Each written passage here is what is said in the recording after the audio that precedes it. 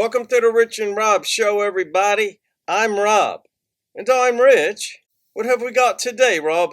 We have a relatively non-political issue today, but it seems everything somehow can be traced back to the ideas politicians and other scoundrels are putting out there for their own gain.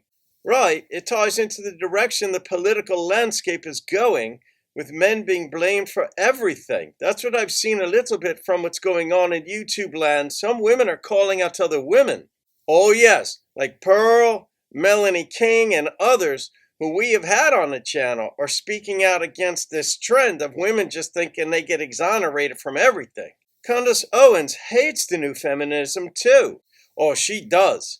These women are strong and a lot happier with themselves than the women who play the blame game. All right, let's get into it. You know what I just realized about relationships? A guy starts off by putting 100% in the beginning of a relationship. And over time, that will slowly go down from like 100 to 95 to 90 to 80 to 85. And then you notice, and you only notice when it goes down to like 75 or 80%, and then you say something. And then when you say something, he puts back 5% effort and you're content. You're like, okay, he put in some effort, but it never goes back up to 100 or 90 or 95. It just goes from like that 75 to 80. And then it goes back down again to like 70. And then it goes down to 60. Long story short, it'll just go back down to 10% when it started at 100. If a man does this, it is not because he has a problem giving effort. The problem he has is giving that effort but not receiving any effort back. And of course, early on in dating, that man, he knows he's expected to give.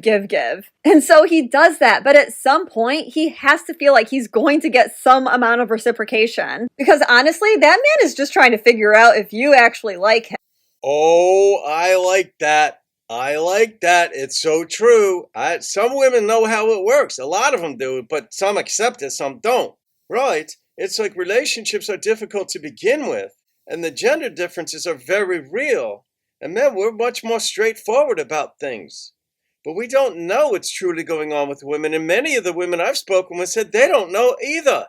Well, this reminds me of a book I read about 25 or 30 years ago, titled Who Stole Feminism by Christina Hoff Sommers.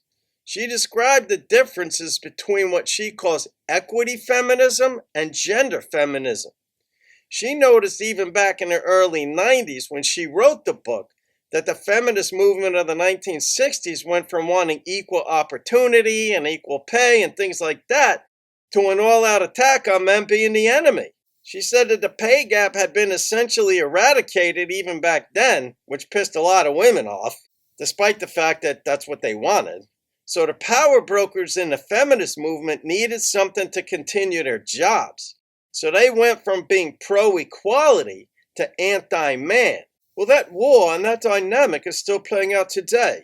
As the young lady in the video pointed out, it is now showing up in personal relationships. It pains me to see how little people want to think for themselves. So they latch onto public talking points provided by people serving their own interests. Politicians, media.